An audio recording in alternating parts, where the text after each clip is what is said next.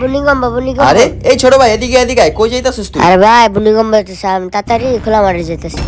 আরে না না ছোট ভাই, কি করতেছিস তুই? এই ভূমিকম্পের সময় এরকম দৌড়াদৌড়ি করা ঠিক না। তাহলে ভাইয়া মানুষ যে বলে খোলা মাঠে যাওয়া উচিত। আরে ছোট ভাই, মানুষ ঠিকই বলে খোলা ময়দানে যাওয়া উচিত, কিন্তু তুই যদি রাস্তাঘাটে থাকস বা আশেপাশে থাকস তখন। যদি কখনো বাসা বাড়িতে থাকস তখন লিফটও ব্যবহার করা যাবে না, সিঁড়িও ব্যবহার করা যাবে না। ভূমিকম্পের সময় এগুলো সবকিছু আমাদের জন্য ঝুঁকিপূর্ণ, কারণ ভাই ভূমিকম্পের সময় ঝুলন্ত কোনো কিছুর উপরই ভরসা করা যায় না। হয় সেটা লিফট বা সিঁড়ি। দৌড়া যাওয়ার টাইম এমন আছে সিঁড়ি ভেঙে পড়ে যেতে পারে, বা লিফটে নামতে গেছে যেমন আছে লিফট খুলে পড়ে যেতে পারে। ভূমিকম্পের সময় এই জন্য আমাদের সকলের ভাইবা চিন্তা পদক্ষেপ নেওয়া উচিত। আসলে ভাই এরকম ভাবে আমি ব্যাপারটা ভাইবা দেখিনি। এটা ছোট ভাই ঠিক, ভূমিকম্পের সময় আমাদের সকলের বুঝে শুনে পদক্ষেপ নেওয়া উচিত, যাতে মানুষের ক্ষয়ক্ষতি খুব কম হয়। ঠিক আছে ভাই, আমি এখন থেকে তাহলে এটা খেয়াল রাখবো।